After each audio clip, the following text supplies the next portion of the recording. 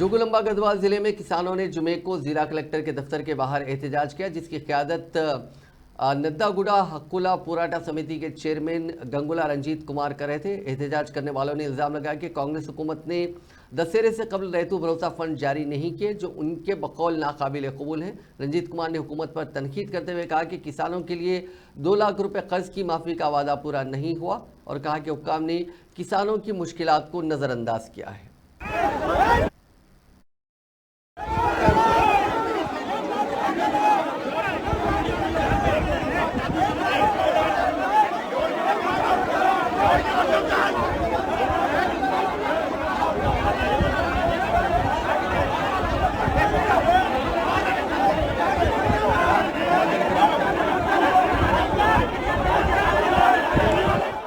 आप ये जो तस्वीरें देख रहे हैं, ये कोडंगल हलके में किसानों ने जुमे के रोज जो एहतजाज किया था, ये उसकी तस्वीरें हैं। किसानों ने फार्मा विलेज के मंसूबे के खिलाफ अपने एहतजाज को मजीद तेज़ किया है। उनका कहना है कि इस मंसूबे से उनकी ज़मीनें ज़बरदस्ती हासिल की जा रही हैं और माहौलियाती आलूदगी का ख़तरा है। मकामी अफराद ने इल्ज़ाम लगाया कि ज़रख़ैज़ ज़रई ज़मीनों को मकामी नौजवानों को रोज़गार फराहम करने के नाम पर हासिल किया जा रहा है, जबकि असल में इसका फ़ायदा आलूदगी फैलाने वाली फार्मा कंपनियों को होगा।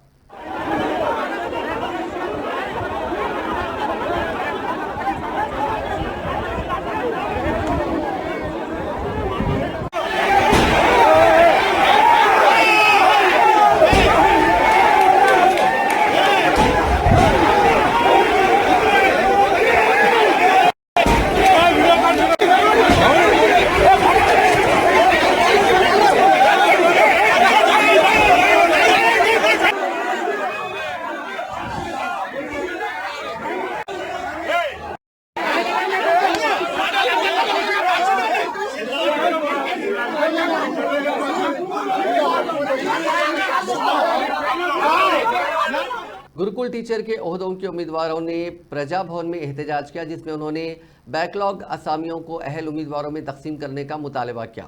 उम्मीदवारों ने इल्ज़ाम लगाया कि इम्तिहान में कामयाब होने के बावजूद उन्हें तकर्रुरियाँ नहीं दी जा रही हैं, क्योंकि बैकलॉग की खाली असामियाँ अब तक नहीं भरी गई। एहतजाज करने वालों का कहना था कि अपॉइंटमेंट के गाइडलाइंस की पासदारी ना करने से बैकलॉग आसामियों को खाली रखा गया। उन्होंने हुकूमत से फौरी मुतालबा किया कि बैकलॉग आसामियों को अहल उम्मीदवारों में तकसीम किया जाए।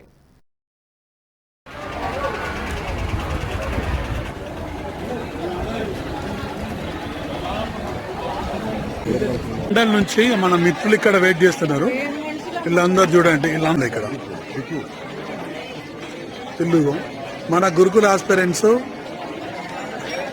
ఇక మన మహిళలు అయితే పాపం వాళ్ళ లంచ్ బాక్స్ తెచ్చుకొని నైట్ బయలుదేరిలు. వీళ్ళందరూ స్నాక్ చేసుకొని, వీళ్ళందరూ కూడా మన గురుకుల అభ్యర్థులే. సో మన వారియర్స్ అనేది మెంటల్గా ఫిక్స్ అయిపోయిళ్ళు, ఎటు చేసి అంత ఫ్లెక్సిబుల్గా వీళ్ళందరూ ఇక్కడ మెంటల్గా ప్రిపేర్ అయ్యిళ్ళు. సో మనకు కంపల్సరీగా ఇలా జాబ్ రావాలి, ఏదో ఒకటి తేలిపోవాలి. అదే మనోళ్ళు ఫిక్స్ అయ్యి చూడండి. वरंगल जिले में कपास के किसानों ने जुमे को एहतजाज किया और ज़रई मार्केट में कम कीमतों पर मायूसी का इजहार किया। किसानों का कहना था कि उन्होंने कपास की काश्त में काफ़ी मेहनत की, लेकिन ख़रीदारों की जानिब से नर्क इतने कम मुकर्रर किए गए हैं कि मुनाफा हासिल करना मुश्किल हो गया। इसके रद्दमल में किसानों ने मार्केट में कपास की फ़रोख्त रोक दी। मार्केट सेक्रेटरी निर्मला किसान यूनियनों और ख़रीदारों के नुमाइंदों से इस मसले को हल करने के लिए बातचीत कर रही हैं।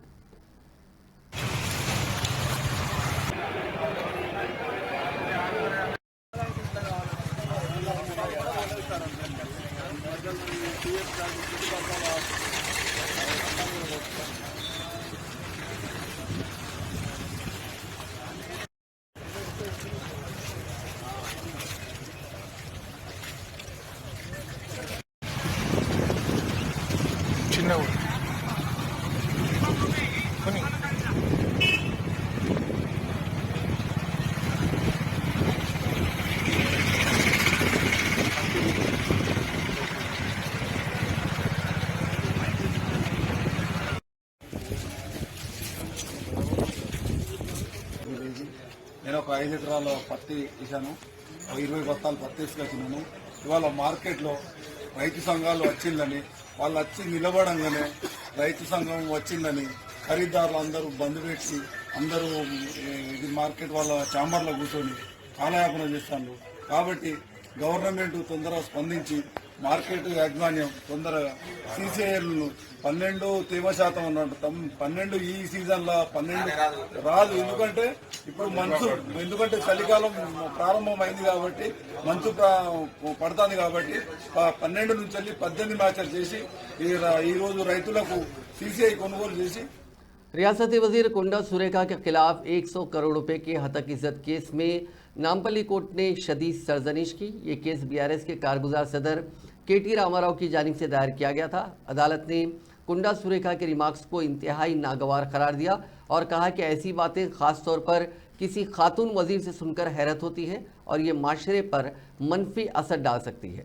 इसके बाद अदालत ने हुक्म दिया कि तमाम मीडिया प्लेटफॉर्म्स जिनमें यूट्यूब, फेसबुक और गूगल शामिल हैं, केटीआर के बारे में कुंडा सुरेखा के बयानात को हटा दें और उन्हें मुस्तकबिल में ऐसे रिमार्क्स देने से बाज रहने का हुक्म दिया। यह हिंदुस्तानी अदालती तारीख में पहला वाक़या है जहां हतक इज्जत के केस में किसी वजीर के खिलाफ इतनी सख्त कार्रवाई की गई है। सुरेखा ने पहले भी मुतनाज़ा बयान दिए हैं जिस पर इलेक्शन कमीशन ने एतराज़ात भी उठाए थे।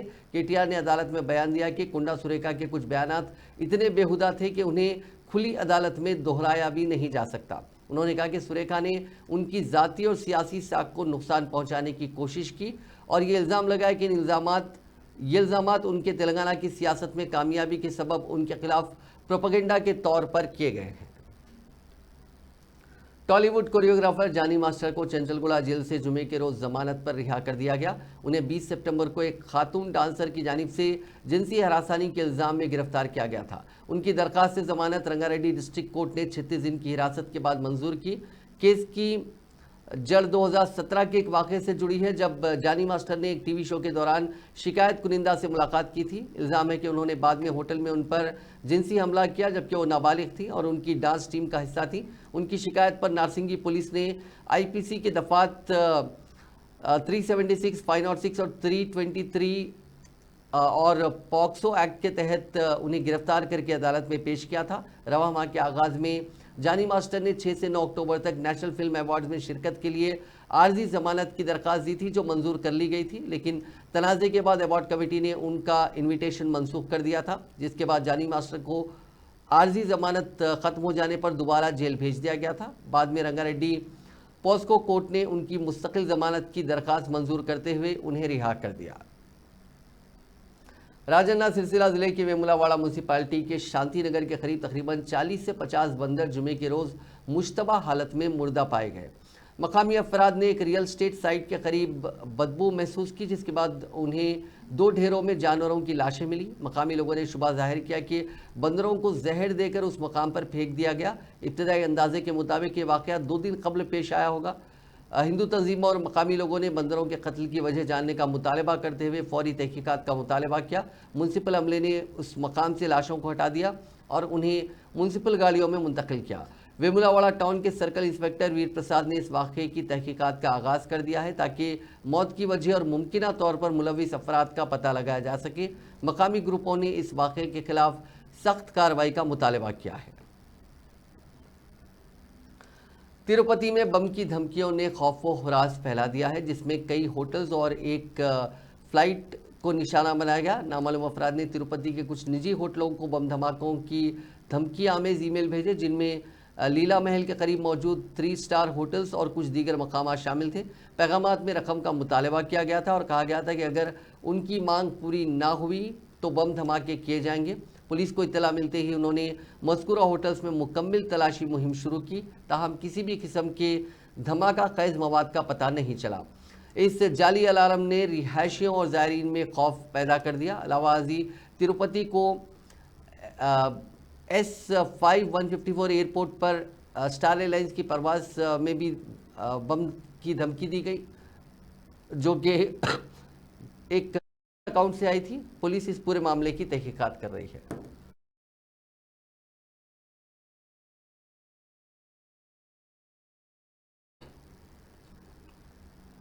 विकाराबाद जिले के ध्रुव मंडल में एक पार्टी के दौरान एक शख्स को बियर की बोतल में मुर्दा छिपकली के वाकयात मिले।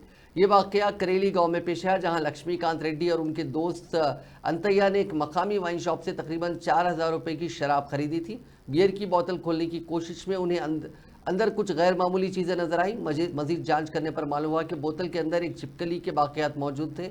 इस वाक़े से वो दोनों काफ़ी हैरान रह गए। वो दोनों वाइन शॉप गए ताकि शिकायत दर्ज कराएं, लेकिन दुकानदार ने कहा कि ये कंपनी की गलती है और इस पर इसका कोई इख्तियार नहीं है। मायूस होकर लक्ष्मीकांत रेड्डी ने बोतल की वीडियो बनाई और इसे सोशल मीडिया पर शेयर किया। वीडियो जल्द ही वायरल हो गई और सारिफीन में तशवीश पैदा कर दी, जो इस इलाके में मसनूआत की हिफाजत के बारे में सवालात उठा रहे हैं। दिल्ली से हैदराबाद जाने वाली विस्तारा की परवाज़ को जुमे के रोज़ तिब्बी इमरजेंसी के बायस जयपुर की जानिब मोड़ दिया गया। ये परवाज़, जिसका नंबर UK 829 था, दिल्ली से जुमे की सुबह रवाना हुई थी, लेकिन रास्ते में एक मुसाफिर की अचानक तबीयत बिगड़ जाने के बाद उसे फौरी तिब्बी इमदाद फराहम करने के लिए जयपुर की जानिब मोड़ दिया गया। विस्तारा एयरलाइंस के मुताबिक तैयारे को फौरी तौर पर जयपुर की जानिब रवाना किया गया, जहां सुबह 8:30 बजे के करीब उसने लैंडिंग की। इमरजेंसी लैंडिंग के बाद बीमार मुसाफिर को फौरी तौर पर करीबी निजी अस्पताल मुंतकिल कर दिया गया। विस्तारा एयरलाइंस ने इस बात की तस्दीक की है कि हंगामी सूरत हाल से निपटने के बाद परवाज़ को जल्द हैदराबाद के लिए दोबारा रवाना कर दिया गया। हैदराबाद पुलिस ने एक बड़ी एंटी ड्रग कार्रवाई में हैदराबाद नारकोटिक्स एनफोर्समेंट विंग के ताउन से मंशियात की भारी मिकदार जब्त किया और 4 अफराद को गिरफ्तार कर लिया।